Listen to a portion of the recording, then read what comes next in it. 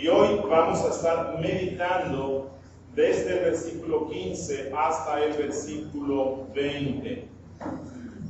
Lucas capítulo 3, desde el versículo 15 hasta el versículo 20. Y hoy vamos a estar viendo dos bautismos que conducen a dos destinos.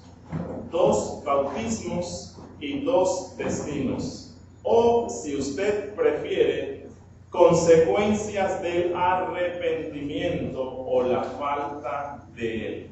Consecuencias del arrepentimiento o la falta de él.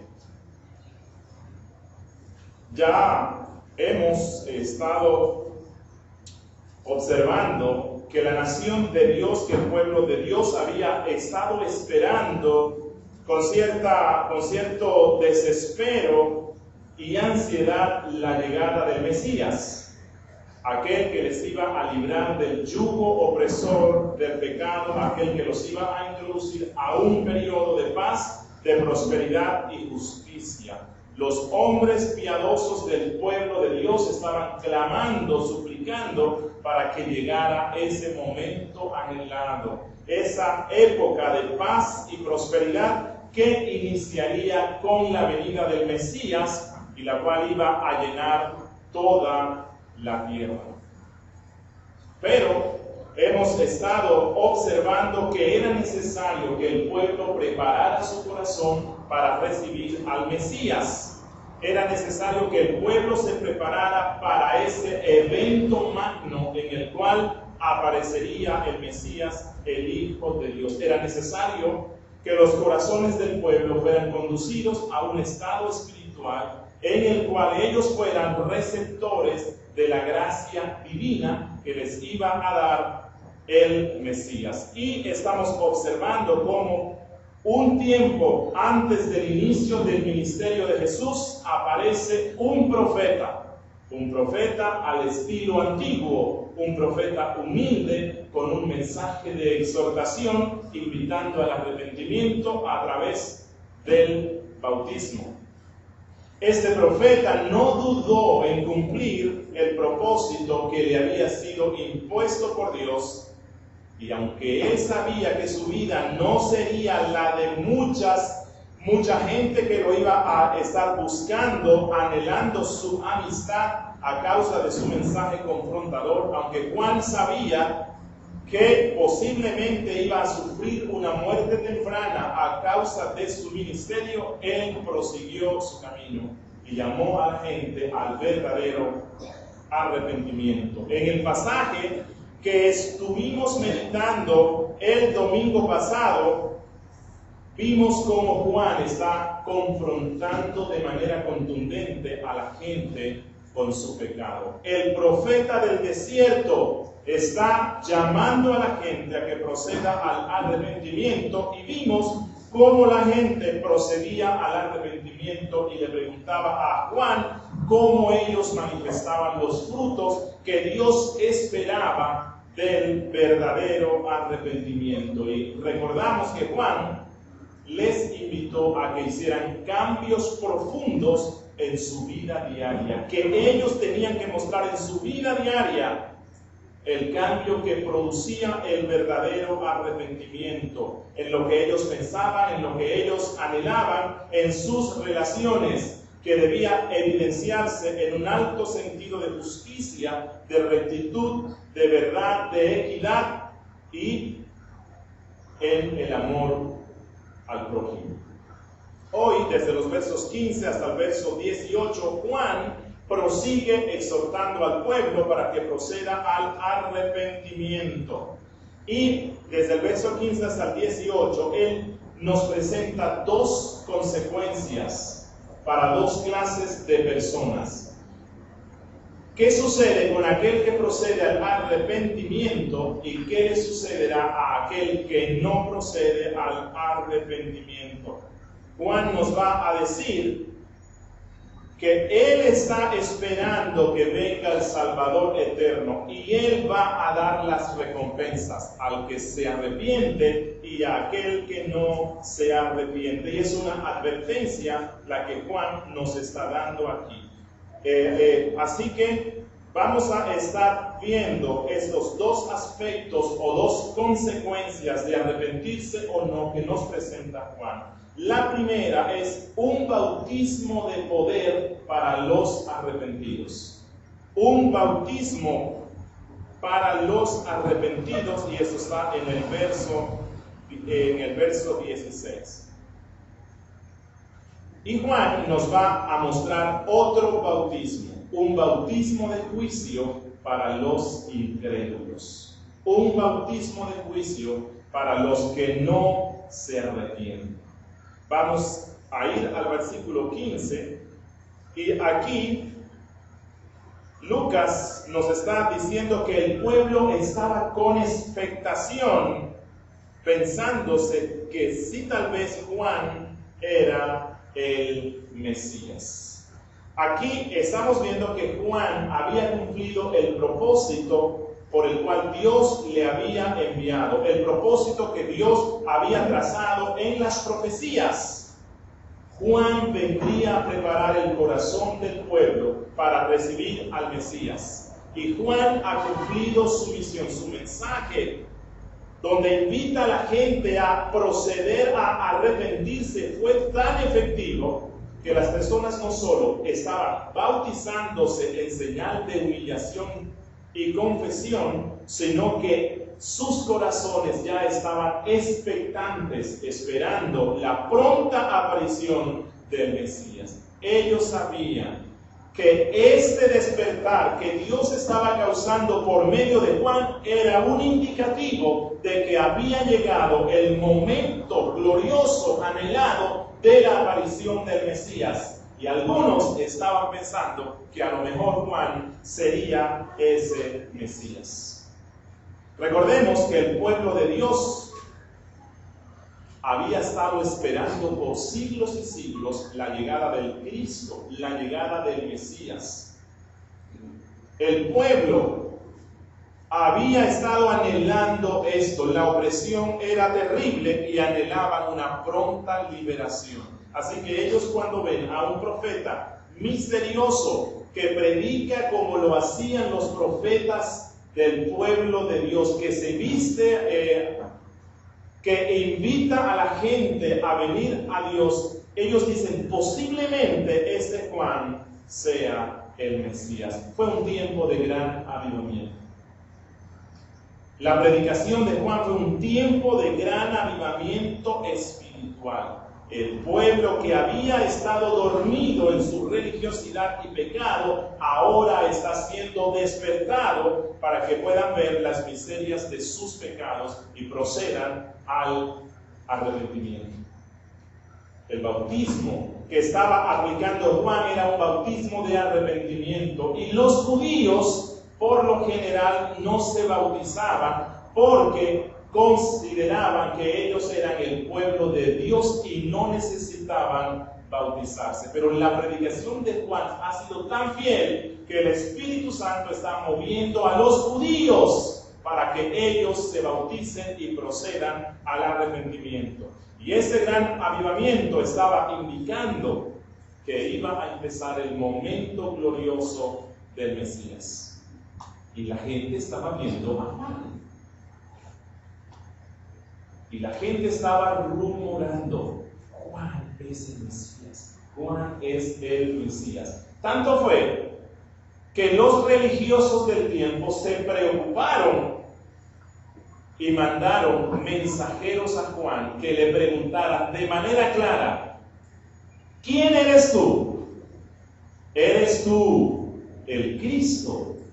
Y Juan no negó, sino que afirmó, yo no soy el Cristo. Juan nos es presentado aquí no como esa clase de ministros que están buscando su propia gloria. Juan nos es presentado aquí como un hombre humilde, sencillo, que como profeta de Dios, ministro de Cristo, solo está concentrado en buscar la gloria ¿de quién? De Cristo. Él no quiso gloria para sí mismo, Él lo quiso todo para su Salvador. La gente quiere saber si Juan es el Cristo. Y Juan pudo aprovechar ese momento de efervescencia y calor y de aceptación entre la gente para darse un merecido reconocimiento. Bueno, los logros espirituales de Juan fueron muy grandes. Hacía siglos que la gente no estaba viendo a un profeta. Y la predicación de Juan ha sido poderosa. La gente está viniendo al arrepentimiento. Juan no quiso aprovechar ese momento de gran aceptación para darse alguna clase de reconocimientos, sino que él respondió y dijo: yo no soy el Cristo. Incluso la clase social alta, el mismo rey, tenía respeto hacia Juan. Miren lo que nos dice Marcos, capítulo 6, versículo 17 al 20, hablándonos de ese malvado rey Herodes, el que lo encarceló y el que lo decapitó. Dice allí que el rey había enviado y prendido a Juan y le había encadenado en la cárcel por causa de su mujer, que por cierto era mujer de Felipe, su hermano. Es decir, según la Biblia, ese rey estaba en incesto y en adulterio. Y el profeta no tuvo temor, sino que cumplió con su rol profético. Ese es el verdadero profeta bíblico. Denuncia el pecado. Y Juan sabía que denunciar el pecado del rey significaba echarse la soga al cuello. Bueno, en este caso, el cuchillo. Y Juan no dudó y condenó al rey, y el rey lo puso preso a causa de su esposa, porque su esposa era malvada y le insistió para que el rey encarcelara y decapitara a Juan. Dice allí, porque Juan le decía al rey: no te es lícito tener la mujer de tu hermano. Pero la esposa le acechaba y deseaba matarle, pero no podía. ¿Por qué la esposa del rey no podía matarlo? Dice aquí, porque el rey temía a Juan, sabiendo que era varón justo y santo, y le guardaba a salvo. Así que el mismo rey da un reconocimiento a que Juan es un verdadero profeta. Pero Juan no quiso aprovechar el momento para darse un champú de gloria. El pueblo mismo tenía un gran reconocimiento hacia Juan. Lo consideraban un gran profeta. Si nosotros vamos a Mateo capítulo 14, versículo 5, allí se nos dice que el rey quería matar a Juan, pero temía al pueblo. ¿Por qué? Porque el pueblo tenía a Juan por un profeta, por un gran profeta. El pueblo apreciaba a Juan, pero él no quiso aprovecharse de eso, sino que cuando supo que la gente estaba pensando que a lo mejor él sería el Cristo, él se apresuró a dar la gloria al Hijo de Dios y quitó la mirada de la gente hacia él. Dijo: no me miren a mí, pronto vendrá al que deben mirar, al Cristo de la gloria. Él no solo dijo: yo no soy el Cristo, sino que agregó algo que mostró la enorme humildad que caracterizaba a este hombre. Escuchen lo que dice en el versículo 16. Dice: respondió Juan diciendo a todos los que pensaban que él era el Mesías: yo a la verdad os bautizo ¿en qué? En agua, pero viene uno más poderoso que yo, de quien yo no soy digno de desatar la correa de su calzado.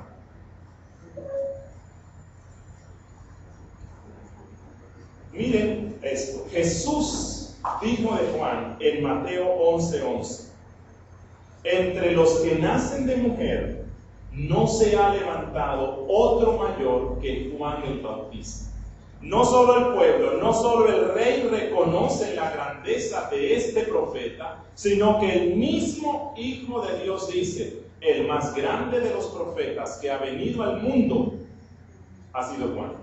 El más grande. Pero Juan no tenía un alto concepto de sí mismo. Era un predicador que buscaba la gloria eterna y no la gloria terrena. Juan es el mejor ejemplo de un ministro de Cristo que está interesado en que el nombre de Cristo brille más que su propio nombre.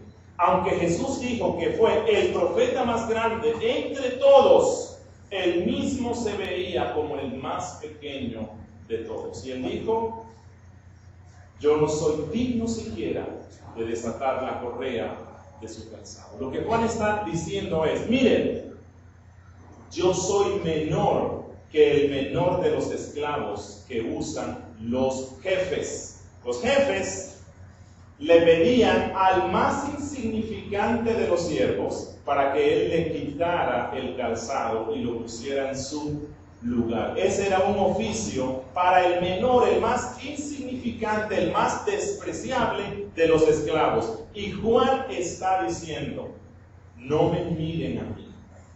La gloria de ese Mesías es tan grande que yo, que él dijo que soy el más grande, soy el más insignificante de los esclavos de Cristo. Tan insignificante soy que no soy digno siquiera de ejercer el oficio de quitarle su calzado. Bueno, hubo otra ocasión cuando los judíos quisieron provocar en Juan cierta preocupación porque estaban viendo que el ministerio de Jesús crecía de una forma rápida y los discípulos de Juan se le estaban yendo para la iglesia de Jesús. Y algunos judíos especializados en provocar divisiones se acercaron donde Juan. Querían aprovechar el orgullo de Juan, que no era ninguno. Y allá en Juan 3, 28, versículo 30, Juan mostró el verdadero gozo que debe llenar el corazón de un ministro cuando sabe que el nombre de Cristo está brillando más que su propio nombre. Miren lo que respondió Juan. Juan 3, 28 al 30. Vosotros mismos sois testigos de que yo dije: yo no soy el Cristo, sino que soy enviado delante de él. Y escuchen la humildad de este hombre. Él se goza por los goces de Cristo. Él se goza por los logros de Cristo. Él dice: el que tiene la esposa es el esposo, pero yo no soy el esposo.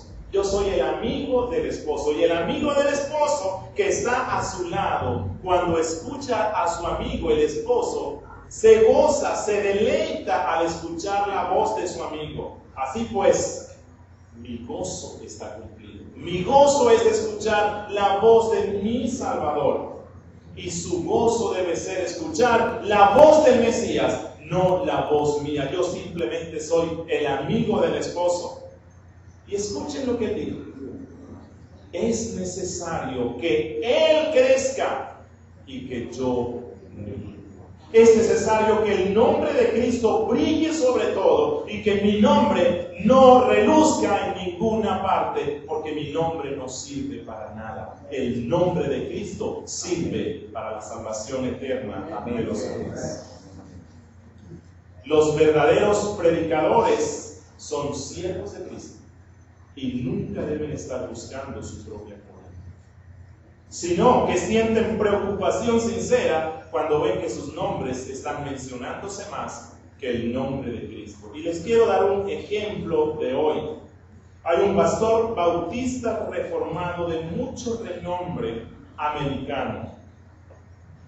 Y este pastor, que tiene mucho reconocimiento, pidió a la iglesia en este año, si no estoy mal, pidió a la iglesia local y a los ancianos que le concedieran una licencia de varios años, donde él no iba a estar predicando, ni escribiendo libros, ni haciendo presentaciones públicas. no porque esté en un pecado escandaloso, sino porque él está preocupado, porque la gente está muy interesada en él. Y él desea evitar cualquier idolatría hacia su persona. Bueno, esta es la correcta actitud de un piadoso ministro de Cristo. Se siente mal cuando sabe que la congregación está hablando más de él que de Cristo. Y esto es lo que hace. El apóstol, a pesar de que fue llamado al apostolado por Cristo, él nunca tuvo este llamamiento como motivo para buscar su gloria. Nunca estaba presentándose como el poderoso apóstol San Pablo, sino que él dijo allá en 2 Corintios capítulo 4 versículo 5: porque no nos predicamos a nosotros mismos, sino a Jesucristo como Señor, y a nosotros como vuestros siervos por amor de Jesús. Esto es lo que aprendemos en esta actitud de el hombre más grande que nació de mujer en la tierra. Oigan, el más grande, y el más grande cuando se compara con Cristo dice: soy menor que el más insignificante de los esclavos de Cristo. Un siervo de Dios del siglo XIX, comentando esta actitud humilde de Juan, dijo: una conducta semejante siempre será lo que identificará a un verdadero hombre de Dios. Un verdadero ministro de Cristo nunca permitirá que algo le sea atribuido a él o a su ministerio cuando eso pertenece a su divino maestro. Los principales, lo que deseamos cuando servimos a Cristo es que la muerte y la resurrección de Cristo sea conocida, sea alabada, que su nombre sea glorificado, que el amor de Cristo sea conocido por la gente. Un ministro de Cristo no le importa que su nombre sea olvidado siempre y cuando el nombre de Cristo sea exaltado. Y ahora, la predicación de Juan era una predicación poderosa. Se estaban viendo los frutos de la predicación de este profeta. Mucha gente estaba procediendo al arrepentimiento, muchos estaban bautizándose, pero él mismo no se veía como un hombre poderoso, sino que él le responde a la gente que pensaba que él era el Mesías. Él le dice: vendrá un hombre que es poderoso, ese sí es poderoso, yo no soy nada delante de él, el Mesías, porque yo simplemente les estoy bautizando ¿con qué? Con agua, pero ese Mesías les bautizará con algo superior, con algo que viene del cielo, les bautizará con Espíritu Santo y con fuego. Juan ha estado bautizando con agua, pero viene alguien más grande que bautizará con el Espíritu Santo a los creyentes. Y este es el beneficio que Juan está anunciando para todos aquellos que proceden al arrepentimiento, que serán bautizados por el Espíritu Santo. Que este será un glorioso momento, y por eso él ha estado preparando el corazón de la gente para que llegue el Mesías, porque luego de ser bautizados por Juan, ellos iban a ser bautizados por Cristo, no con agua, sino con el Espíritu Santo. ¿Y qué es esto de ser bautizados con el Espíritu Santo? Dice Juan ahí en el verso 16: Él os bautizará en Espíritu Santo y fuego. Esta es la profecía, la promesa que él está dando de este hombre muy grande que va a recompensar a los que proceden al arrepentimiento. ¿Qué es el bautismo con el Espíritu Santo? Creo que el apóstol Pablo nos da la respuesta allá en 1 Corintios capítulo 12 versículo 13.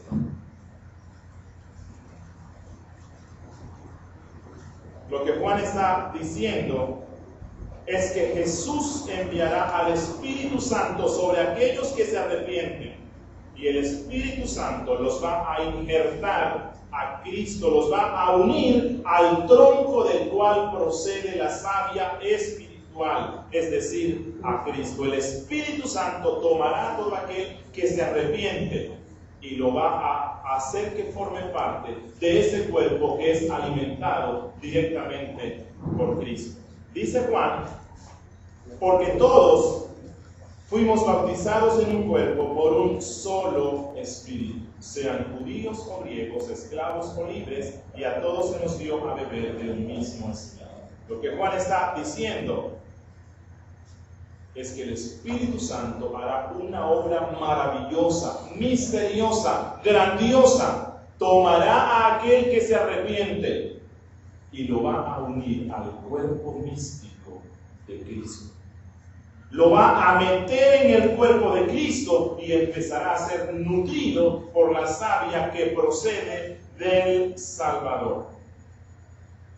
La profecía que está dando Juan se cumplió especialmente en el día de Pentecostés. Allí es donde nosotros vemos el cumplimiento de la profecía de este más grande profeta que se consideraba el menor de los más insignificantes siervos de Cristo.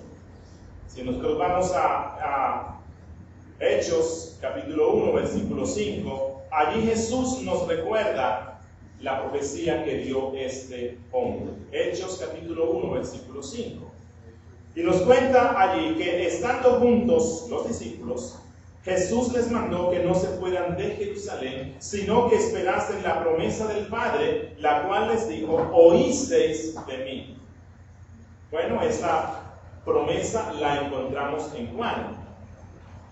Y luego dice Jesús, porque Juan ciertamente bautizó con agua, mas vosotros seréis bautizados con el Espíritu Santo dentro de no muchos días. Así que la promesa, la profecía que hace Juan de que Jesús bautizará a los que se arrepientan con un poder especial que viene del cielo, eso se cumple en el día de Pentecostés. Y eso mismo es lo que dice Hechos capítulo 2, versículos 2 y 4. Bueno, en Hechos 2 se nos muestra, ¿no? Se nos dice cómo fue el bautismo con el Espíritu Santo. Dice que cuando llegó el día de Pentecostés, los discípulos, que eran como unos 120, estaban reunidos.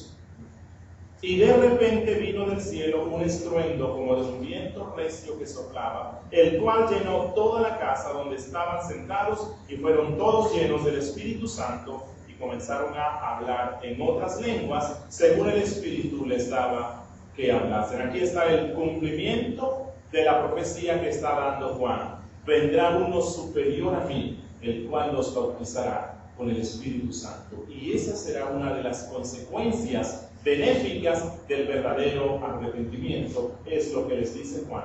Y Cristo Jesús, allá en Juan, le dice a los que estaban siguiéndole, él les dice, es necesario que me vayan, porque si yo me fuere, les voy a enviar al Consolador. Y aquí en Hechos 2 vemos la promesa, vemos el cumplimiento de la promesa que hizo Cristo y de la profecía que dio Juan, el bautismo del Espíritu Santo sobre aquellos que procedieron al arrepentimiento. Incluso allá en Hechos 11:16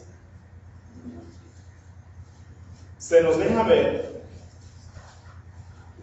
que las venidas que el Espíritu Santo tuvo en Pentecostés y en otras dos oportunidades corresponden al cumplimiento de la profecía que dio Juan. Dice Pedro que cuando comencé a hablar a unos hombres gentiles, cayó el Espíritu Santo sobre ellos también como sobre nosotros al principio. Cuando dice principio se refiere ¿a qué? Al Pentecostés. Entonces me acordé de lo dicho por el Señor cuando dijo, Juan ciertamente bautizó con agua, mas vosotros seréis bautizados con el Espíritu Santo. De manera que Juan está profetizando la venida del Espíritu Santo enviado por Cristo en el Pentecostés. Y recuerden que nosotros hoy no esperamos un nuevo Pentecostés. Así como la crucifixión se dio una sola vez, el Pentecostés se dio una sola vez. Así como la resurrección se dio una sola vez, el Pentecostés se dio una sola vez. Nosotros, para disfrutar de la cruz de Cristo, no necesitamos volver a crucificar. Se hizo una sola vez y estamos disfrutando de la muerte de Cristo. La resurrección se hizo una sola vez y estamos disfrutando de las consecuencias de la resurrección. El Pentecostés se dio una sola vez y estamos disfrutando hoy las consecuencias del Pentecostés. No esperamos escuchar un viento recio hoy. Si lo escuchan, corra, posiblemente sea un huracán. No necesitamos que lenguas de fuego reposen sobre nosotros. Si las ve, corra, posiblemente sea Chávez que nos envió. No. Posiblemente sea que haya un incendio. No necesitamos hablar nuevas lenguas. Si usted está oyendo voces, preocúpese. O si posiblemente necesite ir donde el psiquiatra. No necesitamos hoy de esas cosas, porque hoy la iglesia disfruta del Pentecostés, de las consecuencias de lo que se dio allí. Cristo Jesús, el más grande que Juan, el más grande que el hombre más grande nacido de mujer, nos envió al Espíritu Santo en Pentecostés, y hoy todos los que procedemos al arrepentimiento, escuchando el mensaje de Juan, somos bautizados por el Espíritu Santo. ¿Y qué beneficios tiene el bautismo con el Espíritu Santo? Bueno, Juan dice que Jesús bautizará con el Espíritu Santo y esto será acompañado con fuego. Y el fuego nos habla de purificación. Purificación. El Espíritu Santo bautiza con fuego a las personas cuando éstas son regeneradas, quitando de nosotros la impureza. El bautismo no nos puede limpiar, pero el bautismo efectuado por Cristo, ese sí lo puede hacer, porque el Espíritu Santo viene con fuego quemando nuestras impurezas. Juan está diciéndole a la gente que el verdadero arrepentimiento tiene las consecuencias más benéficas que el ser humano pueda recibir. Su corazón será convertido, su corazón será injertado al cuerpo de Cristo, será purificado por el fuego, que también, por cierto, nos habla de la luz y claridad. El fuego aporta luz y aporta claridad. Lo que Juan está diciendo es que nosotros que procedemos al arrepentimiento vamos a recibir el beneficio del esclarecimiento que nos trae el Espíritu Santo. Él nos ayudará a entender el consejo de Dios, nos ayudará a tener un corazón sensible que ame a Dios con pasión. Todo eso trae el bautismo con el Espíritu Santo, que se da cuando nosotros procedemos al arrepentimiento. Recuerde que usted y yo no podemos comprender las Escrituras simplemente por un estudio racional. Para entenderlas como Dios quiere, se requiere la presencia del Espíritu Santo. El Espíritu es el que nos lleva a una comprensión vivencial que nos transforma de esta poderosa palabra. Recuerda, nosotros no amamos a Dios ni aborrecemos el pecado simplemente por una decisión humana. Requerimos que el Espíritu Santo nos impregne con un nuevo y profundo amor a Dios y un odio hacia el pecado. Y eso es un beneficio de ser bautizados con el Espíritu Santo.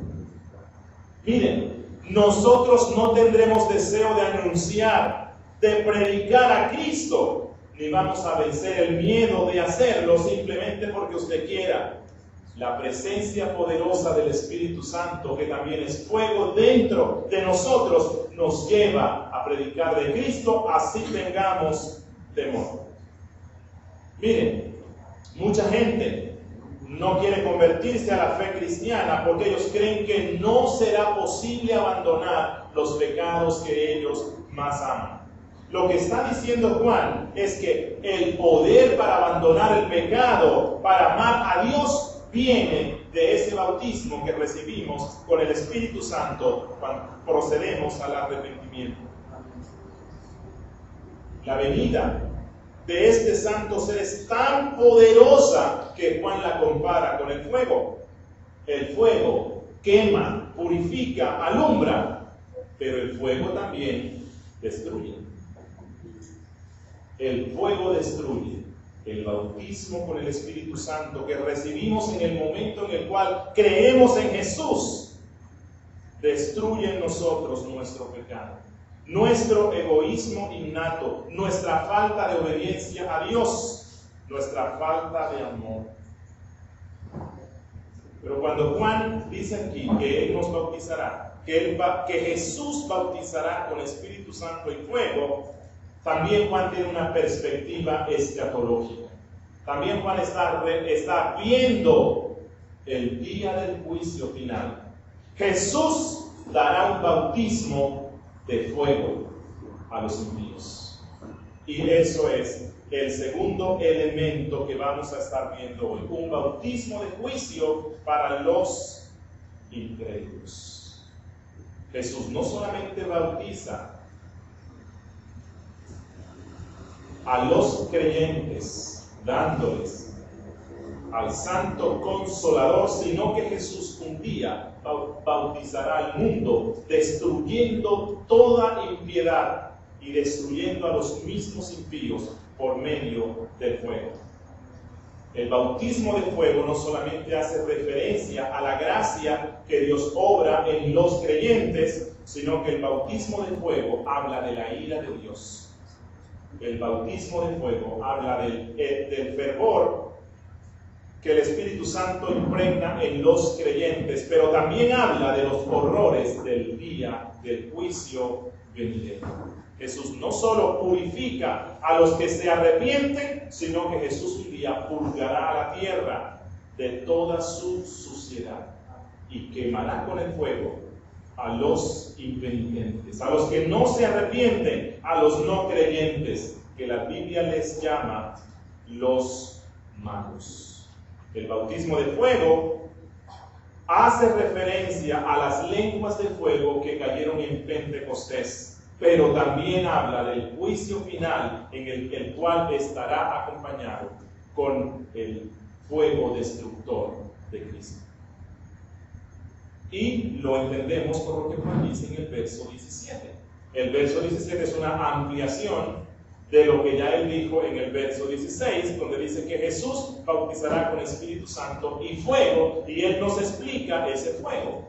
Él dice que el aventador está en la mano de Cristo y que Cristo limpiará su era y recogerá el granero, el trigo en el granero y quemará la paja en fuego que nunca se apagará. Aquí Juan amplía un poco este concepto del fuego. Juan nos dice que este bautismo de fuego será como cuando un agricultor cosecha el trigo y lo trilla para separar el grano del tamo.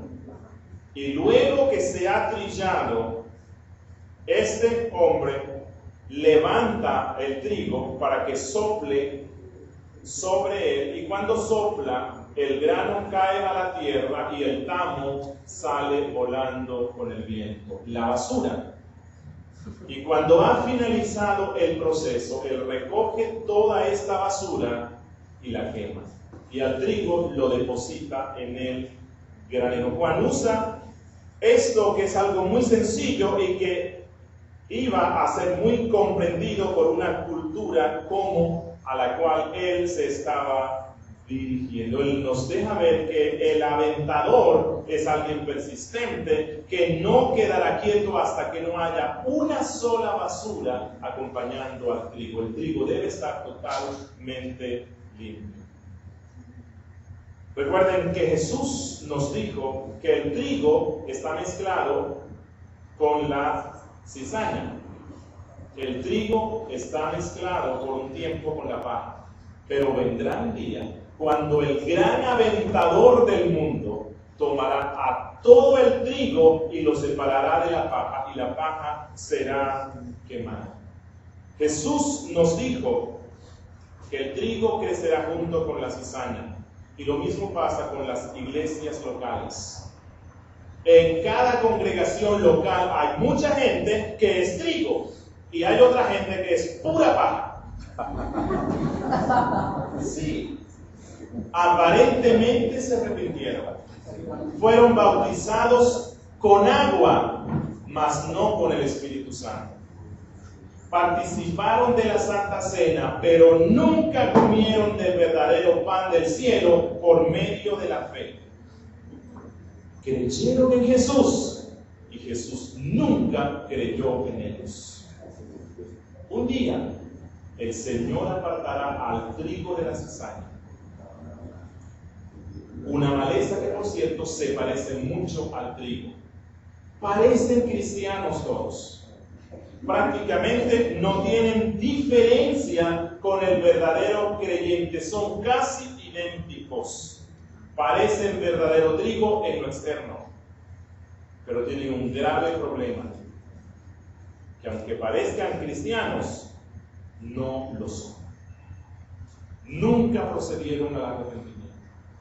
Ellos tratan de vestirse como cristianos y hablan como cristianos y obran como cristianos, cantan como cristianos, se bautizan como cristianos, participan de la cena como cristianos, adoran el domingo como los cristianos, pero son cizaña. Y un día Jesús vendrá y Él arrancará a la cizaña, a los incrédulos, y los enviará al fuego que nunca se apaga, como dice Juan aquí en el verso 17, que la paja será quemada en fuego que nunca se apaga. Un día se descubrirá la verdadera naturaleza de este gente. Y lo que Juan está diciendo a la gente que está allí y a nosotros es que un día Cristo volverá a la tierra. Un día Jesús volverá a la tierra. Este Jesús amante que dio su vida en una cruz por su pueblo, que murió para dar provisión de salvación, un día Él regresará para traer juicio sobre todos los hombres. Y en este juicio Él bautizará a la tierra con fuego, purgándola de todo pecado. Jesús será el gran aventador cósmico que tiene el poder para tomar a todos los hombres sin que se le escape ninguno de ellos. Y los juzgará de acuerdo a lo que ellos hicieron y especialmente a cómo respondieron al llamado del arrepentimiento que hizo Juan y que nosotros hacemos hoy en día. Dice Juan que Jesús recogerá el trigo en su granero. ¿Quiénes son el trigo? Los verdaderos creyentes, los que se arrepintieron, los que fueron bautizados por el Espíritu Santo al cuerpo de Cristo. Ellos fueron convertidos en personas que servían en el reino de Dios. El Espíritu los estaba transformando. Juan está diciendo aquí que ellos serán tomados y llevados a los graneros celestiales. Amén. Donde no habrá más dolor, ni muerte ni lágrimas, sino que el Padre estará para siempre con ellos, y ellos se deleitarán contemplando por siempre la gloria esplendorosa de la divinidad. Recuerden que Jesús le dijo a los suyos que Él estaba preparando morada para los creyentes. Él dijo en Juan 14, capítulo 1, versículo 3, no se turben, no tengan miedo en vuestro corazón. ¿Creéis en Dios? Creed también en mí, porque yo soy Dios. En la casa de mi Padre muchas moradas hay. Si así no fuera, yo os lo hubiera dicho. Así que si les dije que sí hay, es porque hay. Por lo tanto, voy pues a preparar lugar para vosotros. Y si me fuere y os preparare el lugar, vendré otra vez. Es de lo que nos habla Juan.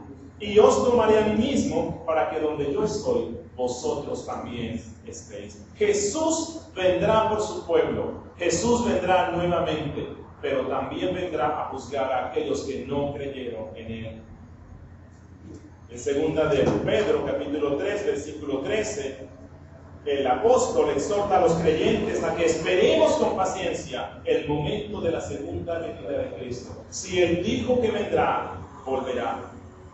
Y el dueño del mundo va a introducir a su trigo a un nuevo mundo donde reina la justicia. Miren lo que dice en el capítulo 3, versículo 13. Pero nosotros esperamos según sus promesas, cielos nuevos y tierra nueva. Ese será el granero donde vamos a ser llevados los que somos trigo, los que hemos procedido al arrepentimiento, los que hemos sido bautizados por el Espíritu Santo. Y escuchen la descripción maravillosa que nos hace Juan en Apocalipsis de este granero al cual vamos a ser llevados.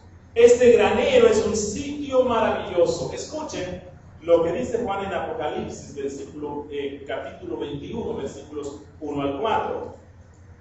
Vi un cielo nuevo y una tierra nueva, porque el cielo primero y la tierra primera pasaron y el mar ya no existía más. Y yo, Juan, vi la santa ciudad, la nueva Jerusalén, descender del cielo de Dios, dispuesta como una esposa ataviada para su marido, es decir, para Cristo. Y oí una gran voz del cielo que decía, bueno, yo pienso que ese día Juan será uno de los hombres más gozosos, porque él dijo que el amigo del esposo se goza cuando escucha la voz del esposo que viene por su esposa. Y en ese día la nueva Jerusalén será ataviada como una esposa dispuesta para su esposo, que es Cristo. Y Juan estará de fiesta ese día. Y dice aquí, y escuché una gran voz del cielo que decía, he aquí el tabernáculo de Dios con los hombres, y Él morará con ellos, y ellos serán su pueblo, y Dios mismo estará con ellos como su Dios. Enjugará Dios toda lágrima de los ojos de ellos. Ya no habrá más muerte, ni habrá más llanto, ni clamor, ni dolor, porque las primeras cosas pasaron. Bendita esperanza, amén, la que tenemos aquellos que, escuchando la voz de Juan, procedemos al arrepentimiento. Pero Juan nos muestra cuál será la recompensa de aquellos que no procedieron al arrepentimiento, de aquellos que no acudieron a Cristo arrepentidos por sus pecados. Dice Juan, serán quemados como la paja, pero en un fuego que nunca jamás se apaga. Y esta descripción que hace Juan es terrible, y me imagino que hizo sacudir los corazones de todos los que estaban oyendo. Porque Juan les decía, si tú no te has arrepentido, eres bajo y serás quemado. Pero serás quemado en un fuego donde ni tú ni el fuego nunca jamás se apaga. Y lo que Juan está mostrándonos es el destino eterno de todos aquellos que permanecieron incrédulos, a lo que la Biblia le llama el infierno. El infierno, un tema del cual poco se habla hoy, Juan le dio una importancia tan grande, porque Juan, siendo un predicador del reino, no quería que nadie fuera a ese lugar. Nosotros nunca hemos ido allá, pero creemos lo que dijo Juan, creemos lo que dijo Cristo, y Cristo habló más del infierno que del cielo. Y si Él hizo eso, es porque Él ama mucho a la gente. Y nosotros hoy también predicamos sobre esto. No le vamos a decir que si usted permanece sin arrepentirse, algún día Dios tendrá misericordia y del infierno Dios lo sacará y lo va a destruir o lo pasará al cielo. Juan está diciendo, no. El castigo que la gente recibirá por no creer en Cristo es un castigo eterno. Nunca morirás y el fuego nunca jamás se apagará. Y la Biblia lo describe como un sitio de terrible tormento, un sitio eterno donde la gente sufrirá eternamente. Escuchen lo que dijo Cristo en Marcos capítulo 9, 48. Jesús dijo, que este sitio del que habla Juan aquí es tan terrible que hay un gusano que nunca muere y el fuego nunca se apaga. El profeta Daniel, allá en el capítulo 12, versículo 2, hablando de esta separación que hará él, es que se va a realizar al final, donde Jesús separará al trigo de la paja. Daniel dice que algunos van a ser introducidos a la vida eterna, al granero de Dios, mientras otros sufrirán vergüenza y confusión eterna, confusión perpetua. El infierno será un sitio de confusión, porque allí se mostrará la excesiva pecaminosidad de los pecados. Allí se mostrará que la gente no fue tan buena como ellos pensaban, sino que incluso con lo que ellos hacían, que aparentemente era bueno y justo, estaban ofendiendo la santidad de Dios y le desagradaban. ¿Por qué? Porque habían rechazado al Salvador, al Mesías, a Jesús el Redentor. El fuego que no se apaga nos es descrito en Apocalipsis capítulo 14, versículos 9 al 11. Dice Juan: si alguno adora a la bestia y a su imagen y recibe la marca en su frente o en su mano, él también beberá del vino de la ira de Dios, que ha sido vaciado puro en el cáliz de su ira. Y dice Juan: y será atormentado con fuego y azufre delante de los santos ángeles y del Cordero, y el humo de su tormento sube por los siglos de los siglos. Y escuchen esta descripción tan horrible que hace Juan: y no tienen reposo de día ni de noche. Por eso Juan prefiere hablar más del infierno, y lo mismo hizo Jesús que del cielo. Y quiero dar dos aplicaciones antes de finalizar. Hoy es el día aceptable. Hoy es el día en el cual usted puede clamar por misericordia y la encontrará. Hoy es el día en el cual Dios escucha el clamor de los hombres cuando le piden que tenga piedad de sus almas. Pero vendrá un día cuando Dios no escuchará ningún clamor humano. Vendrá un día cuando los no arrepentidos van a experimentar de manera definitiva y contundente el ardor de la ira divina. Y entonces, con todo el corazón, con arrepentimiento y convicción, clamarán al Dios de los cielos que se apiade de ellos. Pero el cielo se habrá cerrado para siempre, y Dios nunca escuchará su clamor ni su arrepentimiento.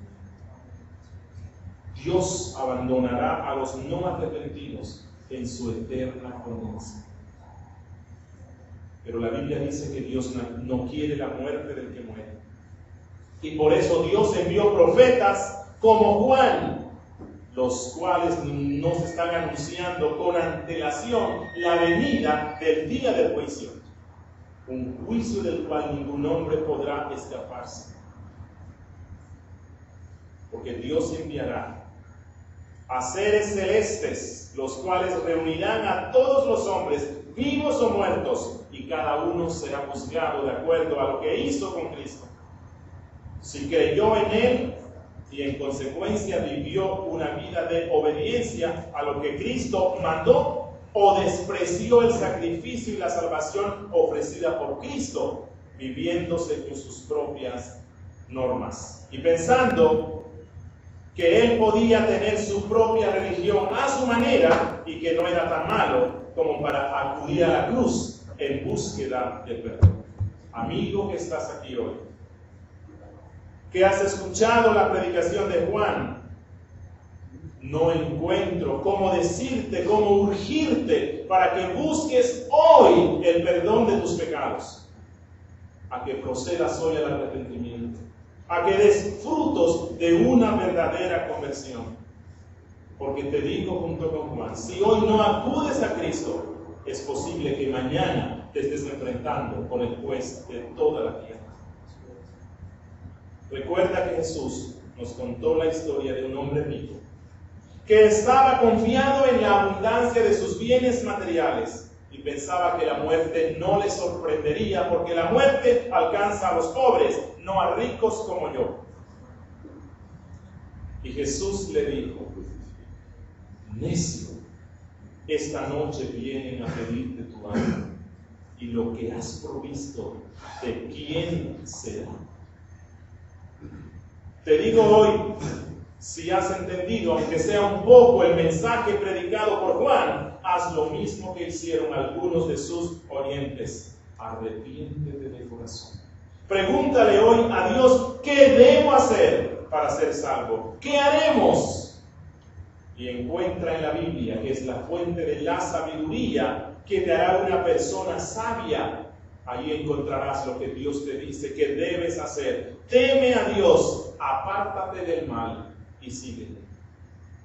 Te digo a ti que estás hoy aquí, no arrepentido, que no duermas más en tus pecados.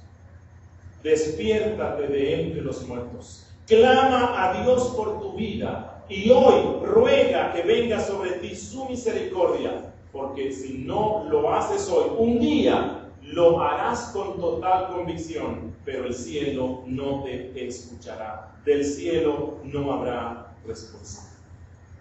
Y tengo una aplicación para los que somos creyentes, para aquellos que ya estamos gozando de la vida abundante que nos da nuestro Salvador. Hermano y hermana, te pregunto, ¿cómo está tu fervor espiritual? ¿Qué tanto amas al Salvador? ¿Cómo estás tú interesado en llevar el Evangelio a los perdidos? ¿Aún tienes miedo y no puedes, no quieres anunciar la salvación que nos da Cristo? Quiero recordarte que tú fuiste bautizado por el Espíritu Santo y fuego desde el momento en el cual creíste. Y el Espíritu Santo mora en ti. Él vino para ayudarnos a testificar de Cristo a todos los hombres. Te digo hoy, llénate constantemente del Espíritu Santo. Recibe la abundancia de poder que Él tiene para sus hijos. De manera que tu amor hacia Cristo crezca cada día más. De manera que aborrezcas al pecado cada día más. Llénate del Espíritu Santo y recibirás la sabiduría que procede de Él. Llénate de Él más y más y apártate del mal que asedia tu alma. Y vuelvo a repetir, los creyentes del siglo I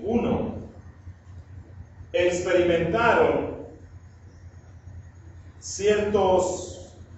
vieron un fuego, sintieron algo, pero usted y yo no necesitamos sentir nada nuevo hoy, porque el Espíritu Santo ya vino y ya mora en medio de la iglesia, dando sus gracias y dando sus dones, capacitando a los creyentes para que sirvan a Cristo.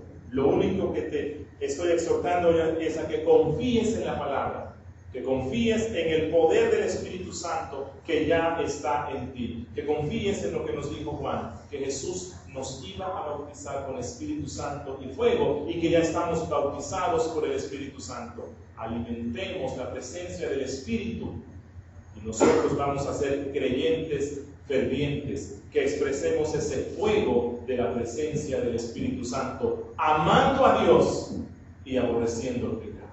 Demos gracias a Dios. Oh Padre nuestro, gracias, Señor,